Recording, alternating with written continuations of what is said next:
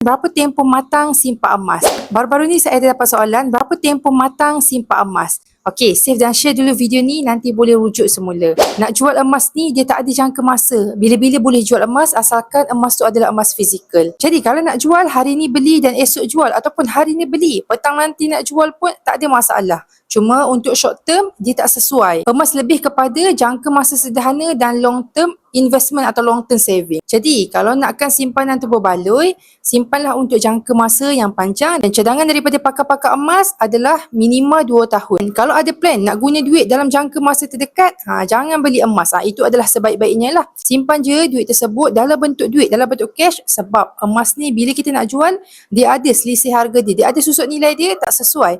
Jadi menjawab daripada sama ada perlu tunggu berapa lama tempoh matang kalau kita nak jual emas, jawapannya adalah tak ada pun tempoh matang dia. Dan kalau kita memang ada emas, nak jual, nak akses kepada duit, boleh je jual anytime. Cuma kita akan sedikit rugilah kalau kita baru beli dan nak jual semula. Okey, dapat sesuatu, sama-sama kita simpan emas dengan ilmu dan jadikan simpanan emas sebagai simpanan jangka masa yang panjang. Bagi tuan-puan yang baru nak mulakan simpanan emas bersama Public Gold, boleh rujuk pin video yang berada di profil saya ataupun tekan link di bio, buat pendaftaran akaun secara percuma. Apabila tuan-puan dah berjaya daftar, saya akan bimbing tuan-puan untuk mulakan simpanan emas dengan ilmu bersama dengan Public Gold serendah RM100 hari ini dan boleh ikut bajet masing-masing.